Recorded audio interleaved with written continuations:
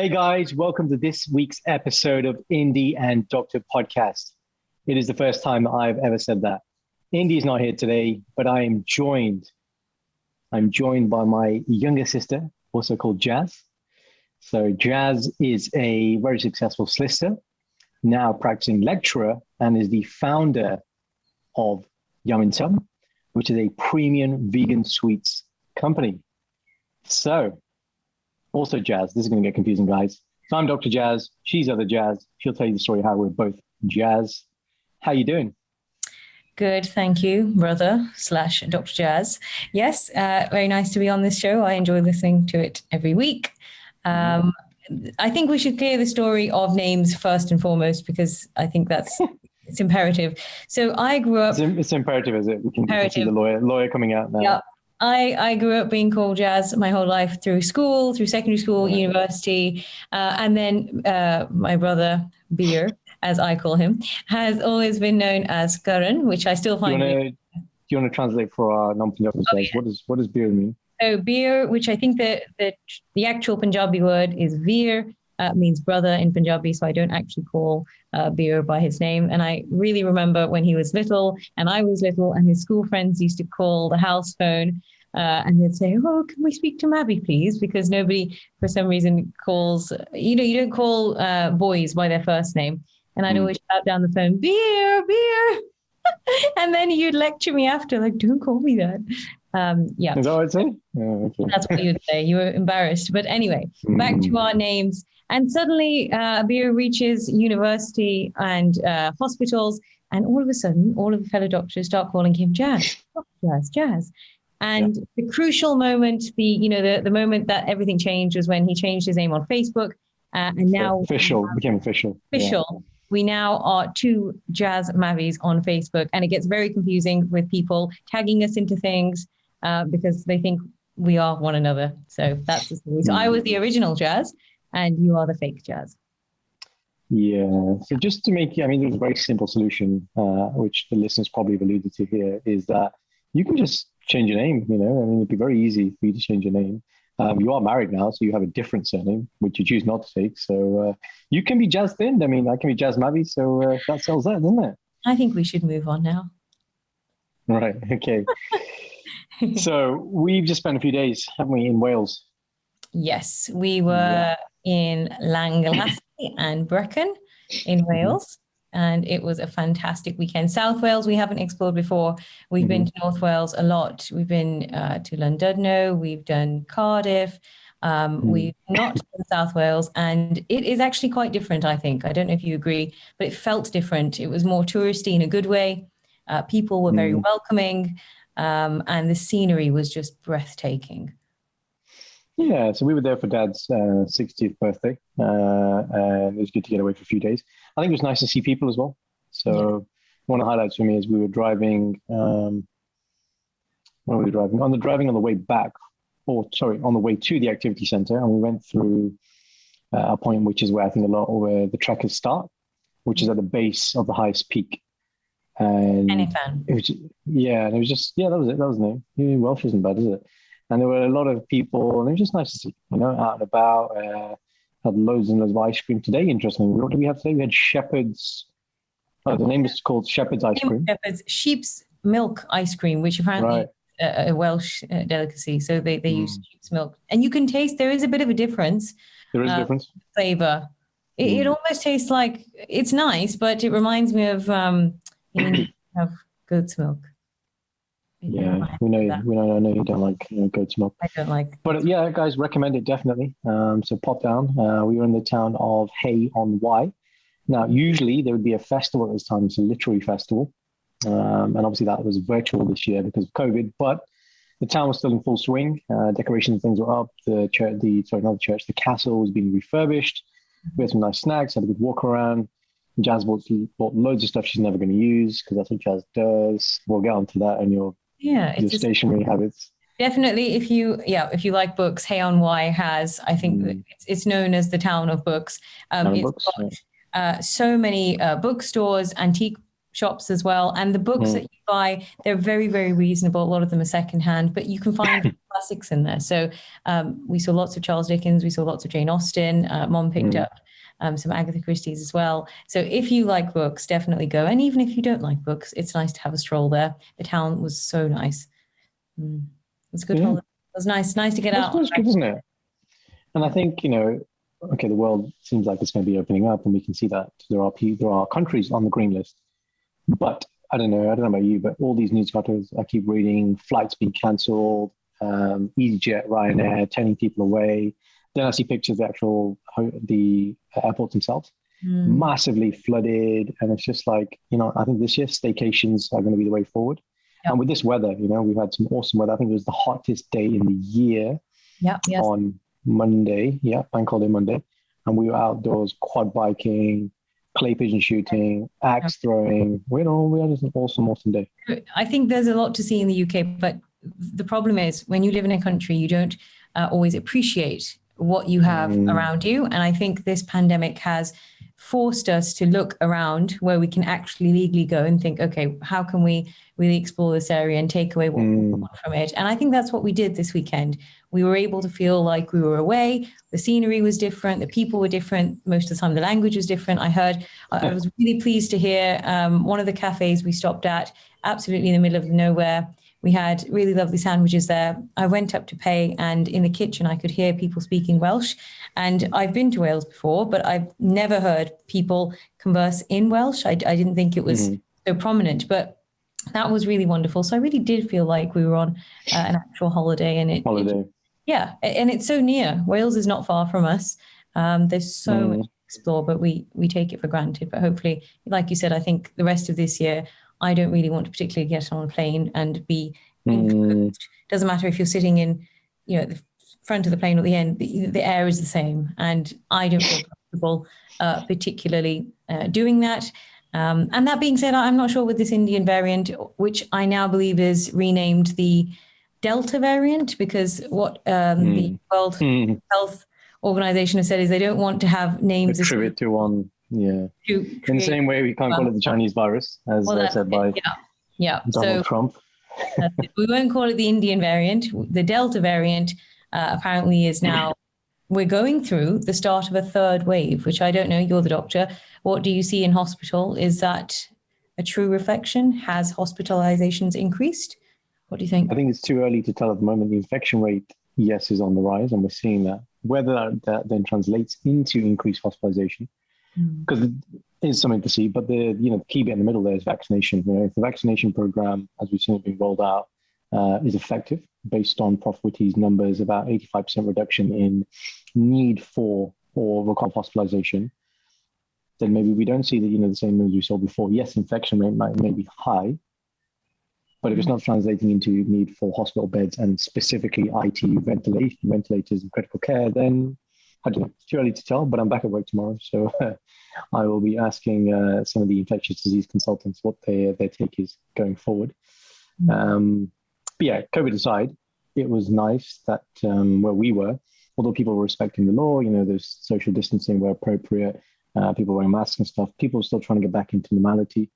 And that was good. It was, like I said, it was just, I can't further say how nice it was just to see people. Yes. And just to have these little conversations. I remember recently watching a TED talk. It was a small talk about what actually contributes to happiness. And long life, healthy long life.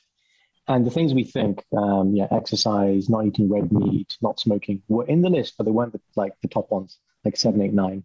But you think, those are the most important things. And 1 and 2, I can't remember the exact order, but one of those was the number of conversations you have in a day, and not just meaningful conversations, not people just like speaking to the postman, speaking to somebody in the shops. Small conversations had a direct proportionality with living a sort of long, fulfilled life. So just having that, the conversations we had with various people, and then we were really surprised that actually a lot of these people knew where we were from.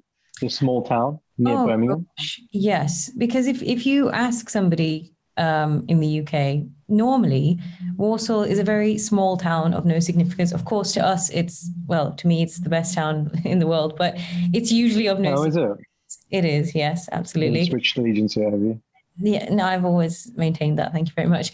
Anyway, so we had 2 days where we consistently bumped into people who were aware of Warsaw, and one of the restaurants we went to, the owner actually lived in Warsaw, which was really impressive. He sent us out some lovely dishes on the house as a nice little recognition of that fact. And the next day, when we were at the activity center, the person again who owned the farm, about 300 acres of farmland, absolutely impressive.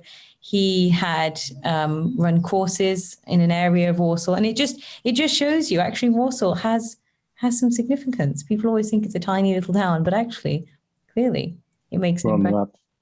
Yeah, I thought so. I don't know about you, but whenever I tell people I live in Warsaw, if they're not from the area, they always hear Warsaw, Poland.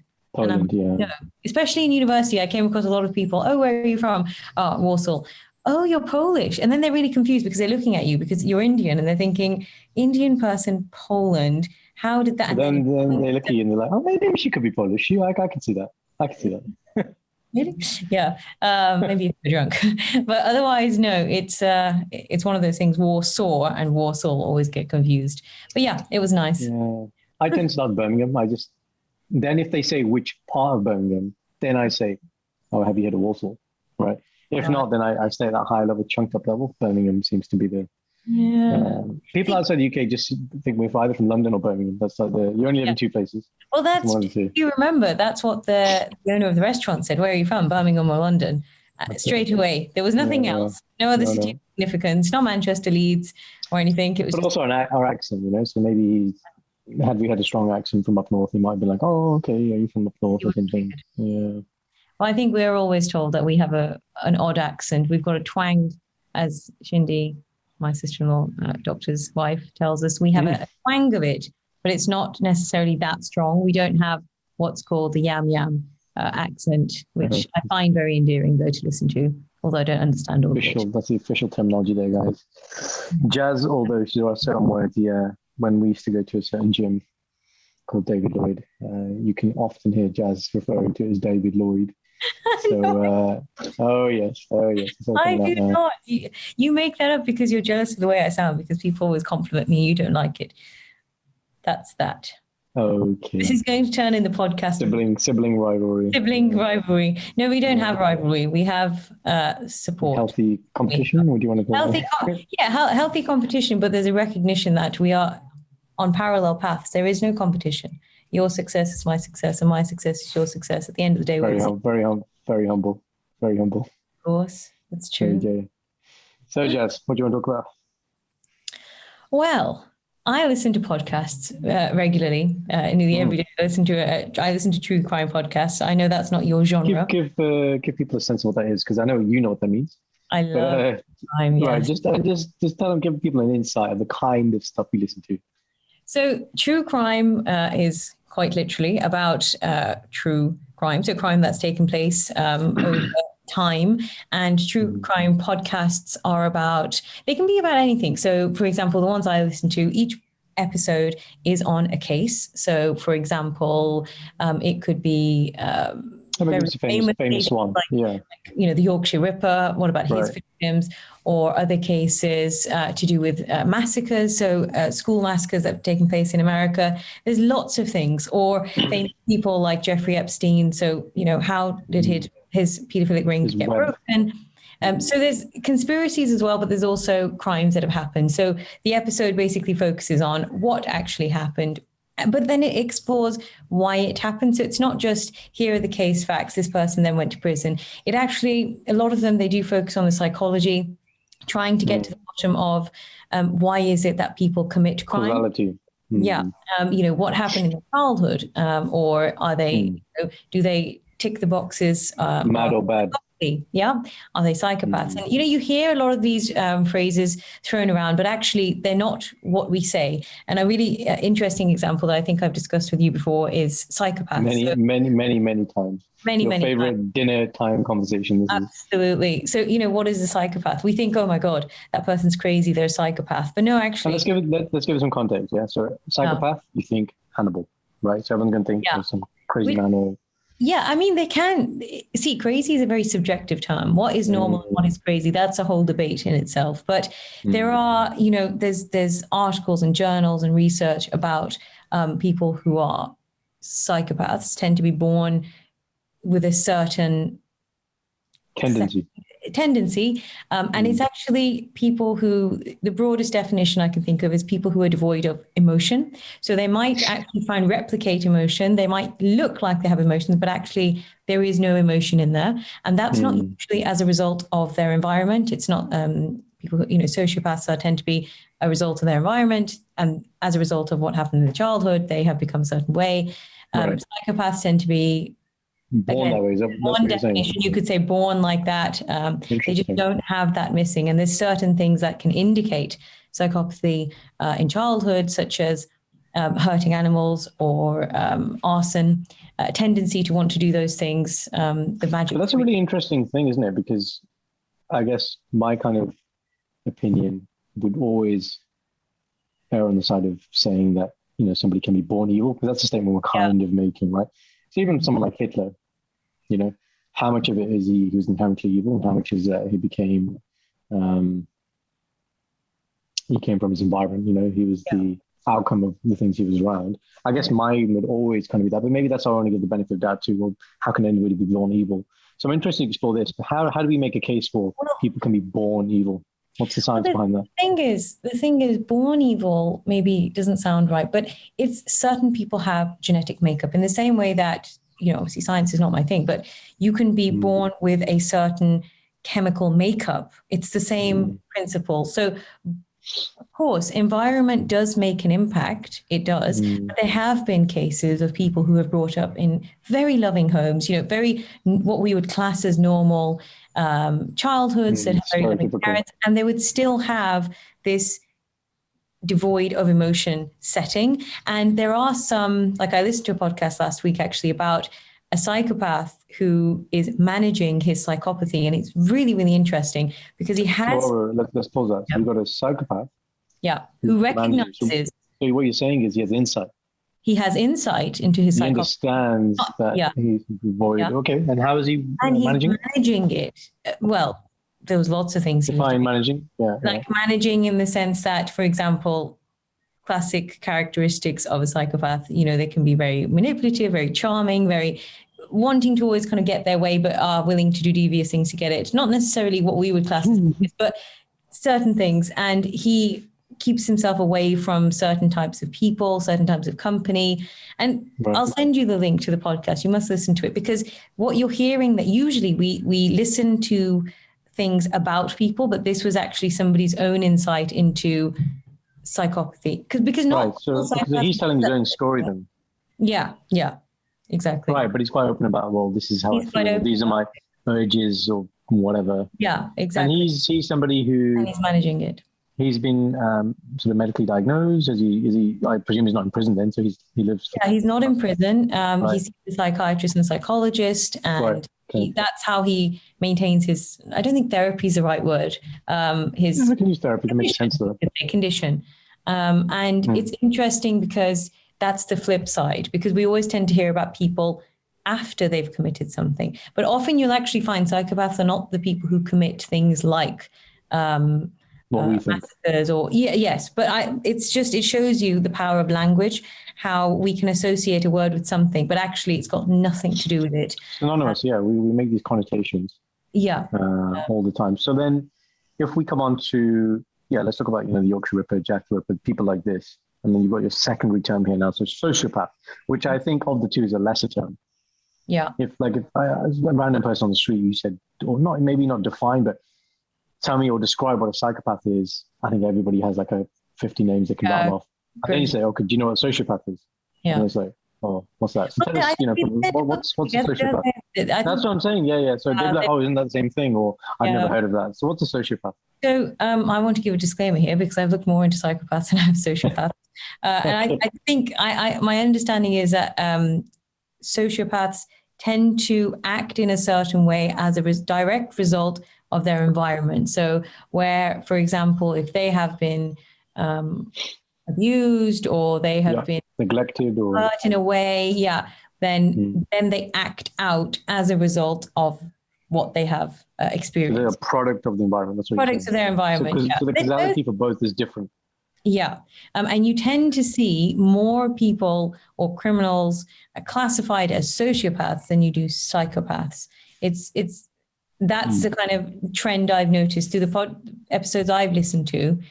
Very rarely, are people classified properly as psychopaths because it's not that common to be pure psychopath. Evil. And if there's a psychopath listening, please come and share your view. Enlighten us. So this is what I mean. So true crime is very interesting. It has a lot of angles to it. It's interesting to me personally as well, because I feel if I understand crime around me, and crime doesn't just mean burglary or murder or attempted murder. Common crimes, yeah. Okay. It's big things. It's white collar crime. It's understanding what governments have done. It's also understanding people who are high up in society have done. Jeffrey Epstein. The fraud, racketeering, extortion, all these things. So much. It all comes under crime. Crime is obviously a very large umbrella. And behavioral patterns are probably very interesting. Epstein is a good example. Yeah, he's really interesting. A lot of people. And if anyone is interested and is listening to this and who has an interest in behavioral patterns, there's a podcast called Real Crime Profile that I listen to, and it's a panel of 3 people. The first is a retired FBI officer, and he actually worked in behavioral analytics and actually on the field. And then there's a former Scotland Yard detective who obviously she gives her opinion as well, and she works with domestic violence victims. And then there's a third lady who works in casting, so criminal TV show castings. So it's important as well. I like to listen to everyday people's opinions. That's something I do, but also listen to specialists who have knowledge, because it's not something that anybody can just give an opinion on. Well, you can give an opinion on it, but a research. The depth of which, because you value their perception. Yeah, because I think the point of a podcast, in my eyes, is also to learn something. I want to take something away from the podcast. I don't know. Yeah, I think, broadly speaking, I think if you look at any form of content, it's either going to fall into education, entertainment, or emotional content. Now, if you have all 3, so if you can have a laugh and might learn something, and the other third one I said, then that's great. And we try and do that on our podcast as well. So we want to, just pepper some knowledge, but not make it a sort of lecture series. So I guess we wouldn't fall into that kind of purist form of podcast, but we like to have a bit of fun sprinkled in. We never had this before. You did learn how boys go to the toilet in your... Very important. I mean, there are lots of bits we didn't mention, like I'll give you another one. So this is the Unwritten Boy Rule. When a boy is in a toilet, in a public toilet, in a urinal, we'll always aim for the middle of the hole. It's like a target. It's like 100 points if you get in the middle. You don't give it points, just on the sides. Like out, obviously. The sides? No, when I say the sides, I mean not outside the urinal, still in there, but there's the whole thing. Well, here's another one. Say if, there's some tissue in the pan, it's your goal to get the tissue down using, So we can talk many, many things. It really amazes me that boys use so many brain cells whilst in the bathroom, but general life, where has that sense and common sense gone? I don't know. Okay. Well, we could debate that a lot, Jasmine. I don't think we'll start on the feminism. No, we don't need to. Albert Einstein, just want to leave that there. Yeah. No. I think I'll just like to add one point here, that my general point in life usually, and this is what we always have debates about, so to give you some context, but only one sentence and then we shall move on, is that I always say that women have a wider range of emotions and as a result are more emotionally intelligent than men. Men and women are equal, but I think women have a larger scope for dealing with certain situations, well, a lot of situations, because they've got that wider range. I don't think men have it. I think they're very black and white most of the time. And that's that. And I think that... I think the scale is wider, which means not only... So there's one side to the capability to deal with chaos right? So that's one thing you're saying. But I think it's also the variety of emotions that a woman can feel where, to a man, sometimes it's like, well, why are you feeling like that? Whereas, I don't know, let's give it arbitrary numbers. A man might have 10 emotions, but you guys have 50. Or like colors, like colors are a perfect example. You'll ask a man what color is this and say it's pink, and then you'll say, no, it's cerise, or it's hot pink, or it's baby pink. Like you have and your emotions, I think, have these subset of emotions or nested emotions, where ours are just like, look, are you happy or are you sad? Like, just keep it simple, man. But I don't see that as a flaw. I think that allows me to look through certain situations a little bit more. Because one of your things, Jaz, is that you let things ruminate, don't you? You think and think and think about things until there's no more thinking to be done.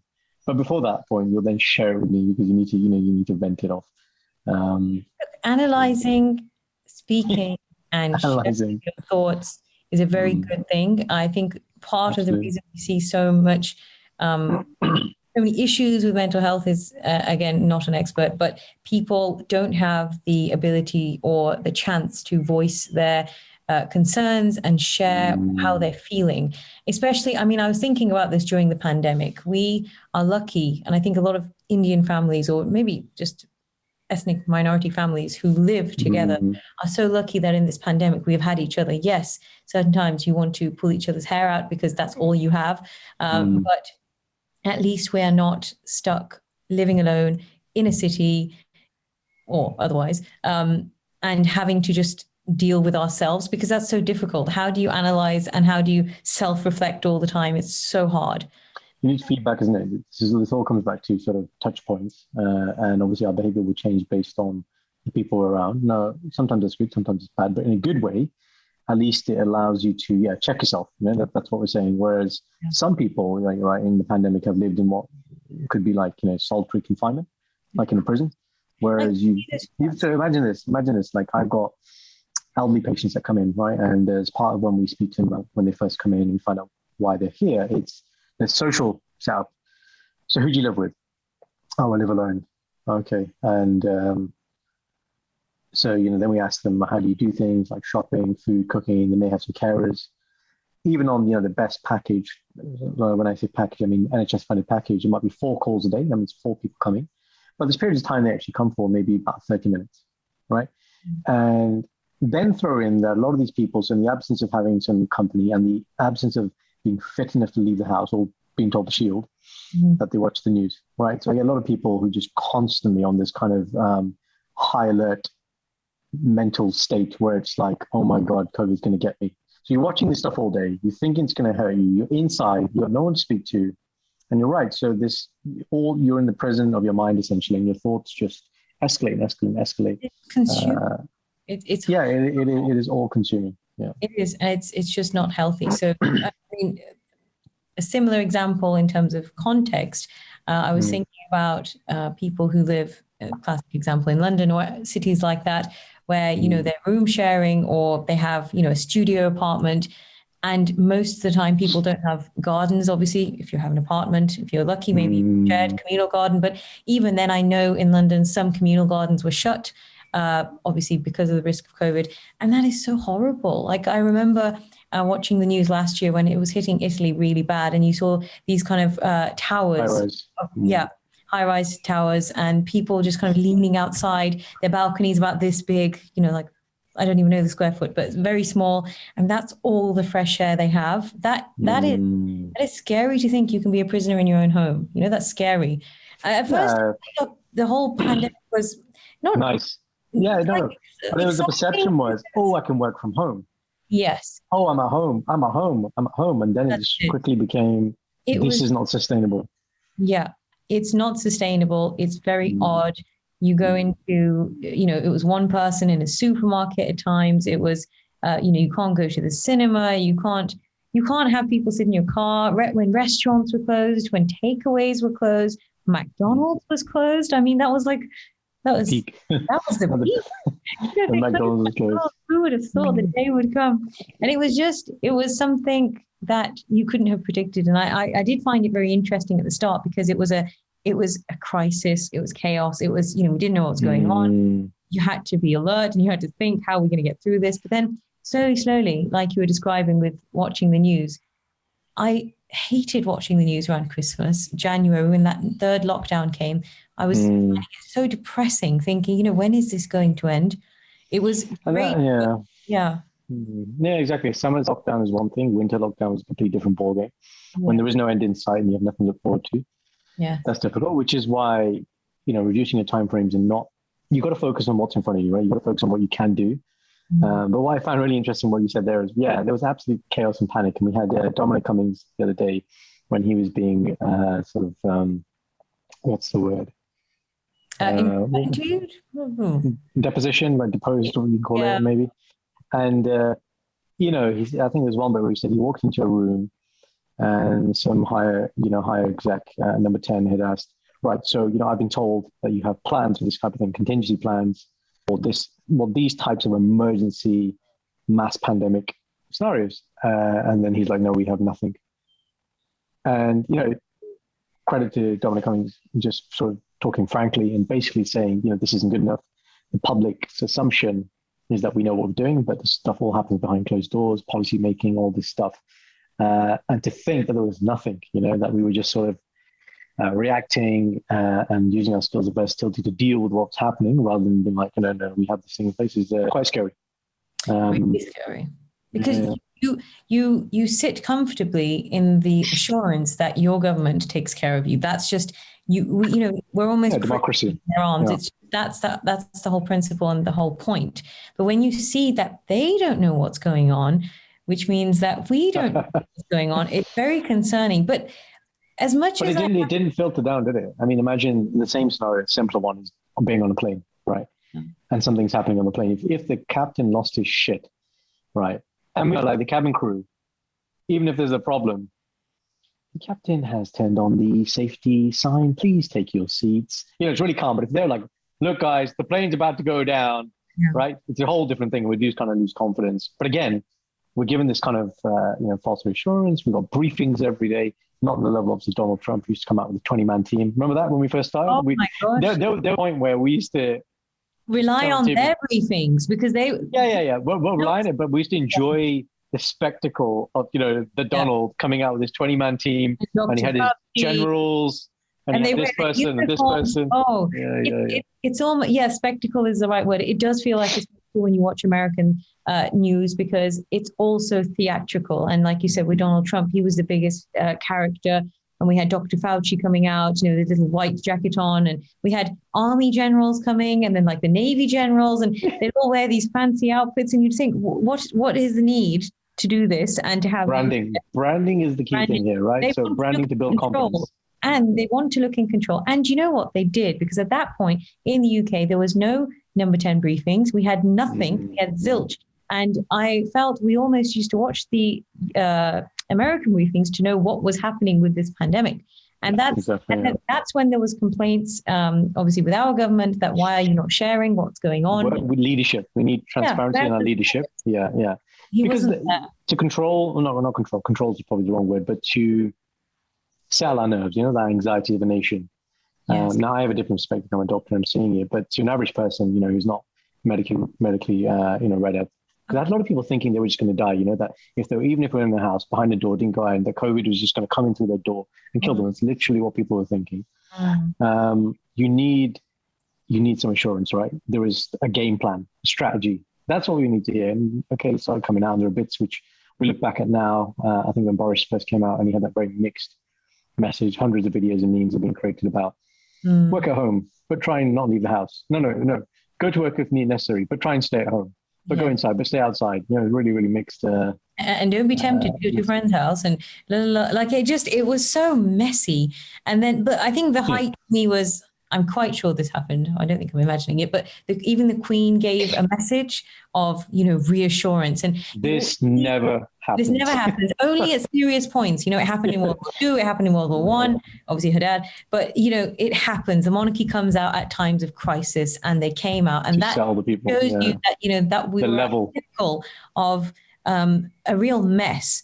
And people were feeling anxious. I remember there was, newspaper articles, sometimes the Daily Mail or the Daily Fail. Inflammatory, it would be, there's going to be social unrest. There's going to, food was running out. Do you remember there was that whole period where food ran out? The shelves were empty. People were taking toilet roll months and months and months. It just, that happened because it was not handled. If it was handled, I don't think it would have happened as bad. But then again, saying that, and I always say this at the end of my opinion giving on COVID, how do you know what to do? If I was in his position. In hindsight, everything is always easier. And look, again, from a doctor's perspective, there are points where he was coming out, he was saying his bit, and you had very, very inflammatory journalists just asking the same question, just paraphrasing the model thing. I like you as a journalist. Well, no, she does that. She has some good, tough questions, which I think are good. But I think sometimes it doesn't serve the purpose. What's the intention here? Where something has happened and you're just looking, you're just trying to backtrack and pick up on faults rather than focusing on, okay, so we acknowledge this. You've been transparent about this wasn't right. Now what do we do? Is a more useful question if I'm listening. Exactly. And also, I always used to feel journalists would, not all of them, some of them, if things were being tightened up, but when are we going to have our freedoms? When are we going to have our liberties? This is a democratic country. As soon as things start opening up, how could too early? It's too early. Gosh, you're going to build a nation. And it just, you can't please anyone. Everybody. But as we saw in the interview that we watched together, actually, the Meghan and Prince Harry interview, the media is a very, very powerful entity. There's a quote, isn't there? Whoever controls the media controls the masses. And it's so true. They're almost puppeteers. They control everything. And the narrative is, And here's the big difference, right? This is how great the UK is. Let's take Donald Trump again. If Donald doesn't want to take any more questions, there'll be no more questions. Thank you, goodbye. Right? Boris, every question from whoever the papers are, whoever the public are, whoever's been lined up, and then to everybody, right? He never shuts it down. Fair play. There are countries where they don't obviously have that kind of, the press doesn't have that reign, and they can be bought off and shut down. But That's not either. This is the problem. There is no utopia. There's always going to be these issues. And there is. I mean, at a pure sense, I think. I don't know what we watched a lot of films lockdown, but we watched something recently, Jazz. Cobra? No, it was about journalists were in the film, and they were trying to uncover something. And remember, they were the only right newspaper, and it came out later that they were the only newspaper. Oh yes, it's about Iranian, the WMDs, right?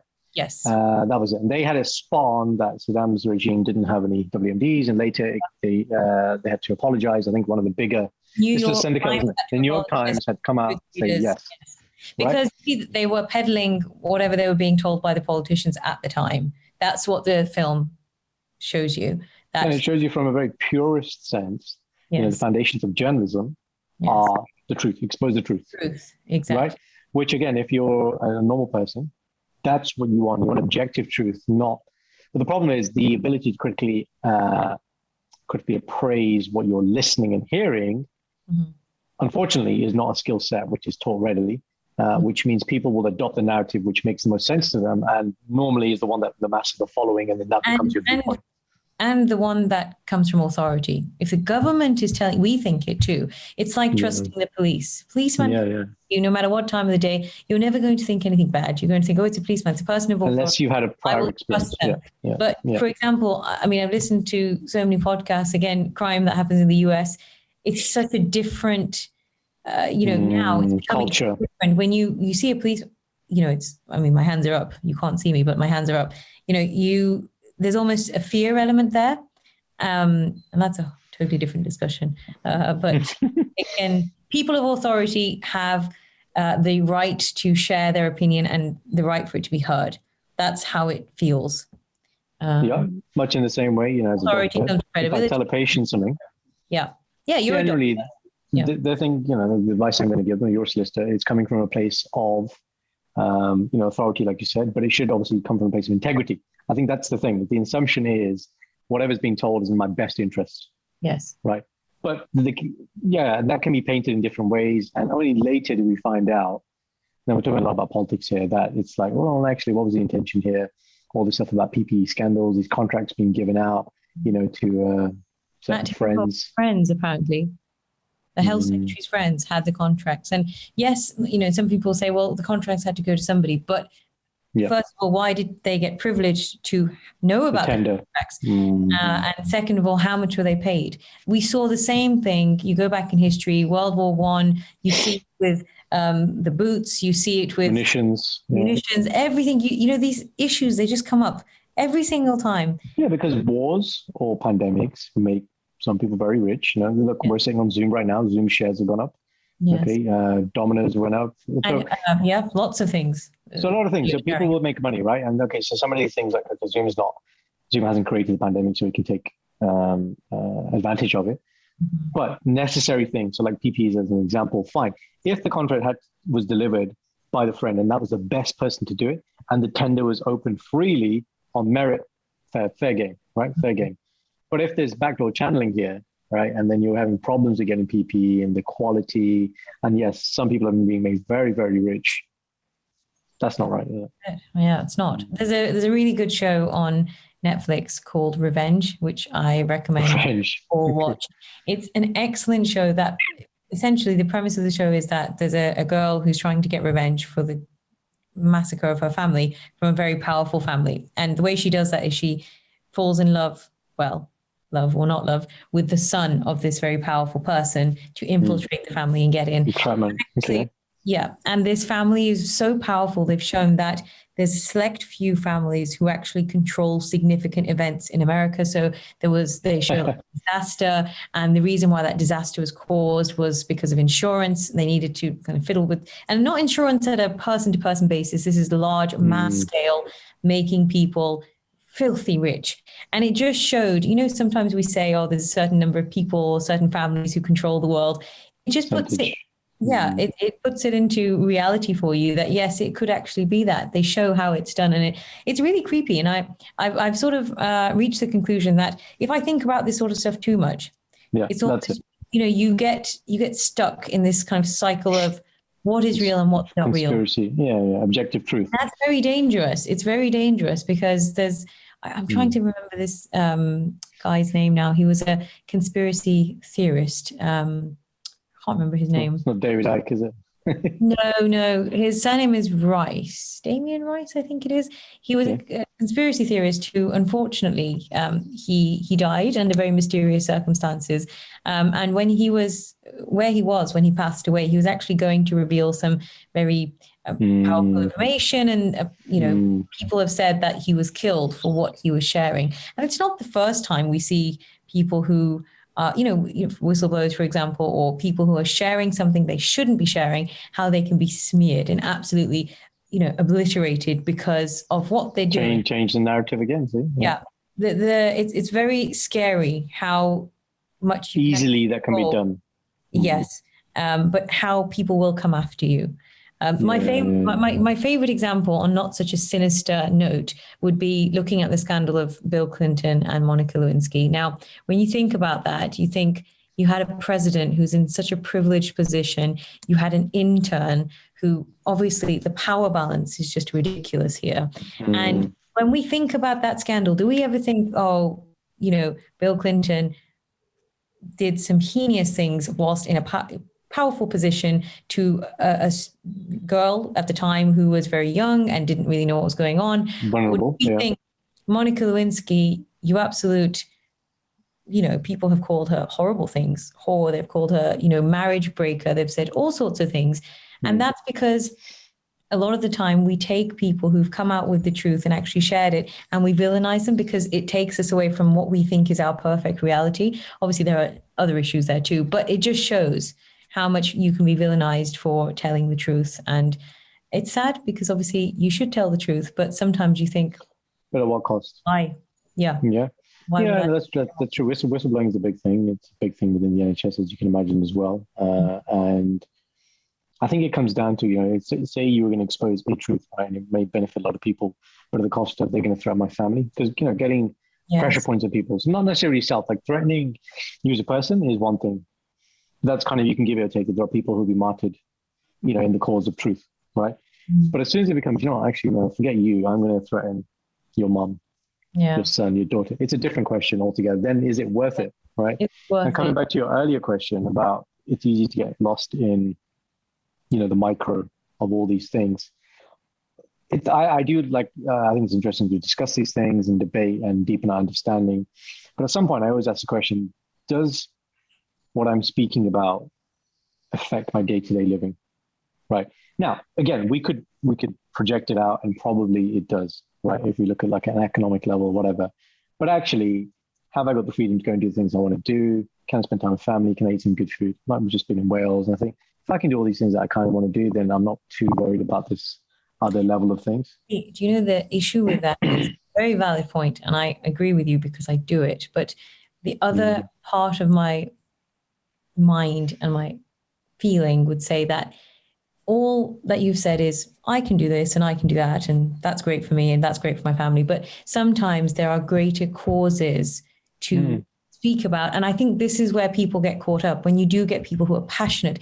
If 100 and whatever years ago, women didn't speak up for women's votes and they thought, okay, you know, the police are going to arrest us. It doesn't look good for our family. We're not going to do it. If they didn't make the point at that point, I wouldn't have the vote today. Or you could take any example, freedom fighters. You could say, well, you know, if they just thought, oh, I don't want to go to prison. If, you know, Nelson Mandela thought, I don't want to sit on an island for that many years because it's uncomfortable, because they're going to treat me like crap.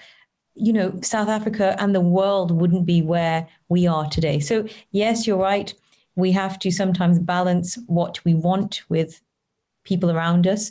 But also I think there's a line between sometimes I and the collective we, because there are certain things that are worth fighting for, or not even just fighting for in the literal sense, but recognizing. I mean, today is 1st of June. Obviously, today is the period 37 years ago, India started their attacks on the Golden Temple on Harmandir Sahib. And again, I think there's in the UK, or just with me, I'll talk about myself.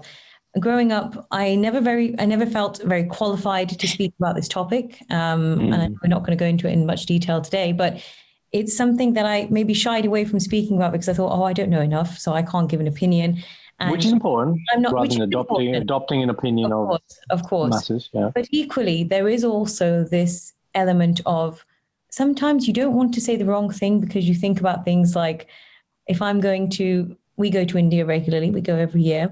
If you say something and it happens to offend somebody and it happens to get to, you know, there's almost this fear mentality as well. It's a similar point to what we're making, that sometimes you just don't say anything because you don't want to have to deal with it. You don't cause trouble or the consequences of it.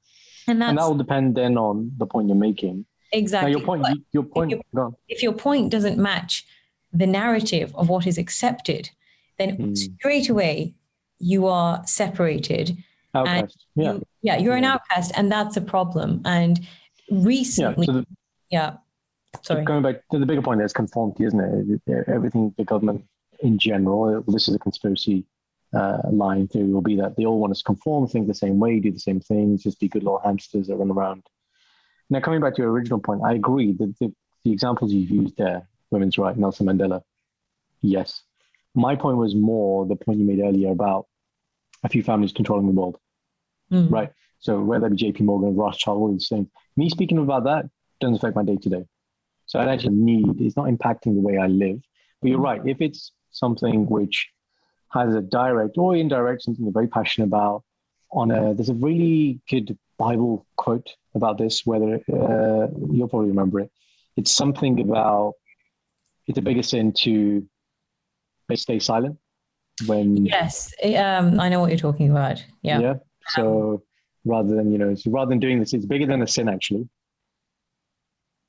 Yeah, those who are, I can't remember the wording. Those like that. But for example, those who stand on the side, if you watch a bully, you're just as bad as a bully. That's essentially what we're saying. If you have the ability to intervene, exactly. And you should. And intervening doesn't have to be big things like we've seen recently with the Black Lives Matter protest, with the Kisan protest, the farmers protest. Sometimes small things, just like sharing awareness or sharing something on Instagram. These are small things that can have such a big impact. When something trends, that means something today. That's it. Because then it's inspiring somebody else. And the point we're making here, and this is a very good point, is personal responsibility. Because I hear this all the time. It's like, okay, me recycling, how's that going to change the world? Okay, you recycling and 1,000 million other people recycling collectively, big change. So personal responsibility is a very important thing, and we should be empowering the people around us. Now, look, if you're passionate about something and you believe in something, then don't think just because you're doing it. Like, for example, reducing your consumption of plastics, using plastic straws, reusable stuff. Great, because if you're doing it and you inspire one other person to do it and word of mouth spreads, you have to think like that. Otherwise, you're going to think, how can I change the world? It's going to be the same thing. I'm too small, big fish. Yeah. It's really important. And this is something that I really wanted to push with Yumintum. And part of our Yumintum philosophy is zero waste. So we aim, I say zero, it's very hard to have zero waste. So it's probably more low waste, but the aim is zero waste. And again, with the, not using plastic, or even the fact that the sweets are vegan, I always do say to the stores that stock us, it's not about making people vegan, but it's about giving people the option to have a small change. Okay, if, do you need to eat a sweet that has, cow bones shredded up in them? No, you don't really need to. You're not going to know the difference between my sweets. That's the point. Taste. So, yeah. Exactly. So if there's no difference in the taste, that small step, if we all made that small step, it's doing something good. It's not a big thing. It's a very small thing. But like you said, if 1,000 people did it, it's going to have an impact. It will have an impact because slowly, when you put it all together, like you have a jigsaw, when you look at that first piece, it looks so difficult. It looks so hard to actually see the big picture. But when you put all those pieces together, it's amazing what you can actually do working together. So yes, it's important to keep yourself safe, keep your family safe. But I think it is important as well to have some personal responsibility with social issues that we are facing. And this could be issues that are directly affecting you, if you feel more passionate, or even indirectly. Now, we are not directly affected by the Palestinian and Israeli conflict in the sense that we are neither Palestinian or Israeli, and we don't have connections to those lands. But certainly, as human beings, if we can recognize the suffering that is going on in those regions, if we can recognize that there are, people who, or children even, forget the children being terrorized, it's our responsibility to share some awareness about that. So it's really important, even if we do it in a small way, that we do talk about these things and not feel afraid to share. Yeah. And on that point, I think what's been great, we talked about news correspondence before, right? And now everybody's got a phone. Everybody's got a YouTube channel. Yes. Right? Everyone's got Twitter.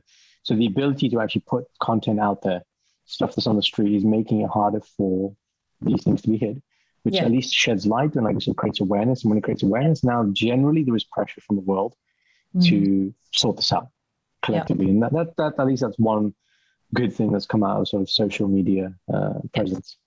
Because then you can make your own opinion. See, the beauty is you don't want people to be fueled with a narrative, but what is good about social media is you can see what's happening, you form your own opinion. I mean, Kenny and I have been watching so many documentaries about this. Kenny? Kenny is my darling husband. And we've been watching so many documentaries about this conflict, the Israeli-Palestinian conflict, because you want to get to the root of it. You want to understand. Yeah, what is the thing they're actually fighting for? Is it the land? Is it the land? Is it the one dominant religion? What is it? What do they want? Is it oil? Is it, all those things here? And you have what actually is it? Honing in. You've got two sides of a story here, whichever way you look at it. And watching so many documentaries, and some of the really good documentaries, Vice did a really good one. It's on YouTube. I'd highly recommend you watch it. What they showed was exactly what was happening without giving an opinion. They spoke to both sides. They asked questions, but they didn't say, look at this monstrosity happening on one side and they are doing it, they are fueling it. It was very balanced. Objective. It was objective. It gave you the facts, and then you needed to think at the end, okay, how do I feel about it? And that's really good, because then you reflect with your own opinion. How do you feel? How do you feel if that were to happen? Do you feel for those people, these people? And it wasn't divisive in that sense, but it made you think about, actually, at the end of the day, people are struggling on both sides. And people who are feeling it the most are on the bottom level, the ground level. And really up above, we have people who are making decisions that, moving these chess pieces. Yeah. I mean, the thing I couldn't get over was I heard that America vetoed a piece, what's the word? When you have like a resolution or to stop the strikes that were happening. Promises, yeah. They vetoed it. Every other nation didn't veto it, but they vetoed it. And it makes you think, why would... This is President Biden we're talking about? Yes, President Biden, who I thought would be very different. Pro-peace, I thought. Not that President Trump was, because to say that, actually, Kenny made a good point. He said, well, when President Trump was in power, we didn't see this. And I thought, interesting point. Yeah, but then it's like, is there a direct link? Or we just of course, rather than causality? But yeah. So, what YouTube videos, we've got social media, you can learn about things without having to necessarily fall in one camp or another, which is good, which is what you need. You need education. Education will give you liberation. Liberation will give you, lots of enlightenment. Wisdom. I don't know where you're going with that. Wisdom, that's a very important Wisdom point. is what we need. Wisdom, embodied knowledge. The definition of wisdom is embodied knowledge. The only way we embody it is by reflecting it. And that's, you made a very important thing, and it's think. We need to think. Use the brain. Use your brain and think, rather than simply just, adopting narratives and wearing other people's policies. And that, that's where fundamentalists come from. Extremism comes from that. Fascism has come from that. But even on the other side, actually, socialism has come from that. So thinking has produced school of thoughts, whether they're traditionally bad, but somebody has thought about it. And I think we find, and I find this sometimes when I look at people's work as I'm lecturing, people aren't thinking anymore. People are monkeys see, monkey do. They look, parrots. And then they copy, and then that's what they produce. That's my opinion. Yeah, that's it. But actually, all you're doing is reproducing somebody else's thinking. And yes, of course, you should have influence. Of course, it's natural. You take influence from people you admire or people you don't admire or things you've heard or seen or read. But that is not original thought. Original thought is what you need to have. What is your opinion on? Not what he thinks, not what my wife or husband thinks, my mom thinks, or my dad thinks. That's important too. But what do you think about it? And then, and why? From there. And if you can develop such thought patterns, not that I'm a psychologist, I think it can help with your own self-awareness and your own confidence in your ability to be. I don't know. You're the mindset coach. You tell us. No, that's absolutely not what I do. Is whatever we're talking about, and I'll just quote something from Jordan Peterson here, world famous psychologist, which is 95% of what you say isn't your own opinion for most people, right? Because it's a combination of what you, like you said, you read, you see, and you hear others do. But until you have a framework which allows you to then reflect and understand, this is where it starts. The understanding, forget the understanding of everyone else. You can sit there and analyze other people, but until you've done that yourself, so self-reflect and understand, well, why do I think the way I think? Why do I believe what I believe? And why do I do what I do? Understanding those three things, right? So your behavior. Only with that understanding will you then have sovereignty over who you are. Without sovereignty of who you are nothing. You're just lost and confused. Right. Because like you said, then you're walking around and you're not consistent with your rhetoric of I believe this and believe this, because then you'll be confused, you'll be lost. But imagine the other side now, where you have understanding of, well, this is who I am, this is what I believe, this is where I'm going, and this is what it's going to look like, with my behavior. It just feels easy because then you're not trying to be an actor, you're not trying to be somebody else. You are, as Dr. Jaz says, you are your authentic self. The truest, highest authentic self. Yeah. And that's beautiful, because that's all you have to be. Where's the pressure there? When I frame it like that to people, it's like, look, all I'm asking or trying to help you do is understand it's okay to be you and to really own it, right? There's no pressure there. You can't get that wrong. You cannot get that wrong. Of course. And that's such a journey. And I think it's really important people recognize that, because I am on a journey. I'm sure you are on a journey.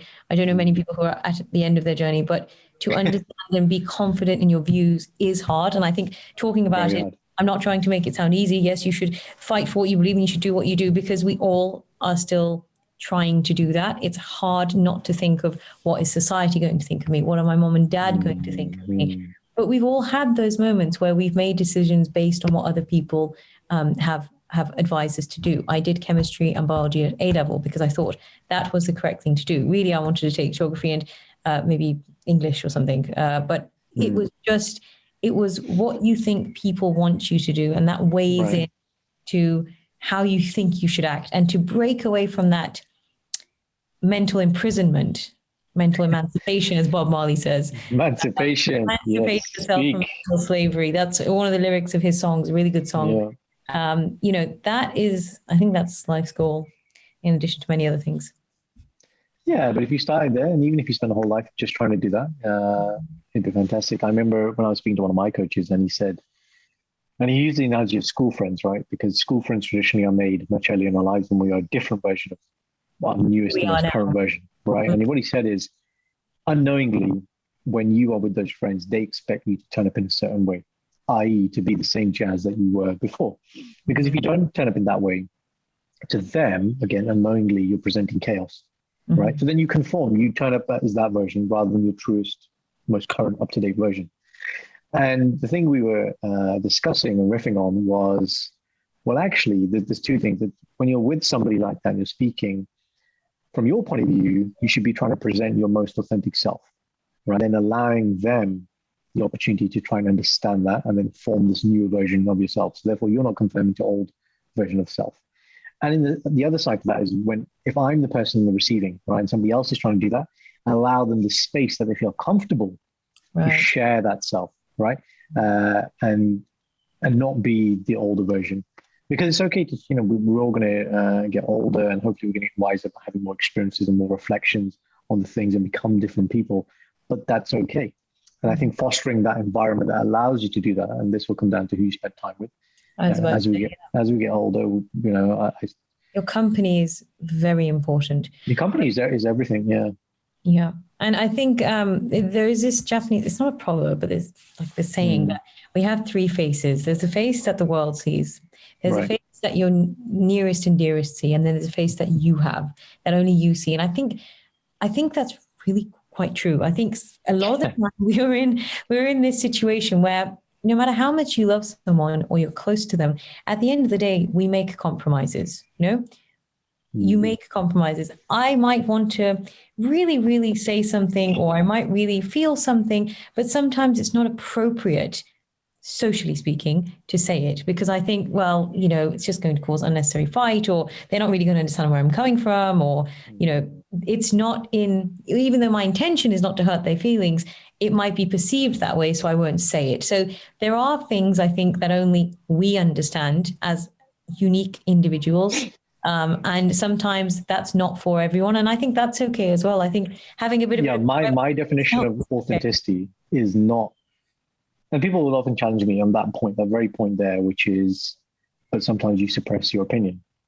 But like you said, it's... Being authentic doesn't mean I go around shouting what I believe and speaking my truth all the time. Because again, the intention is wrong. Absolutely. So the intention is a very important thing here.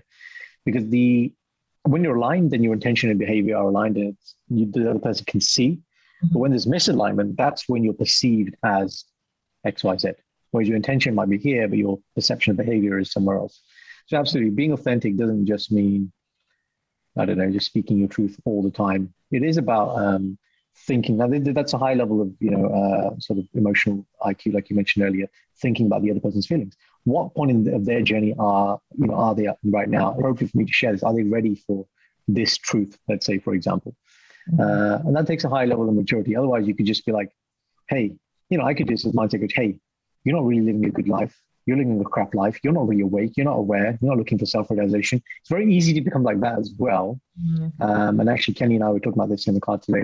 We coined this spiritual ego, that although you may advance spiritually or from an awareness point of view, it's quite easy then to become egotistical that, oh, I've got this level of knowledge and understanding. You guys don't have it. Oh my God, but actually, it is an asset, but actually, and this is where then I start to understand as I get older, this whole thing about what do wise men do? Wise men speak very little, right? This whole thing, I can't remember this quote, but it's something like... Fool who speaks, not the wise man. It's Yeah, a wise man speaks when there is something worthwhile to speak, whereas the fool just keeps speaking for the sake of speaking. Yeah, and it's a completely different thing. And I think as we get older, we start to realize that, and the whole thing about, I think it was Nelson Mandela's father, in the tribe, he used to always listen to everybody speaking before then, giving his thing. The power of that.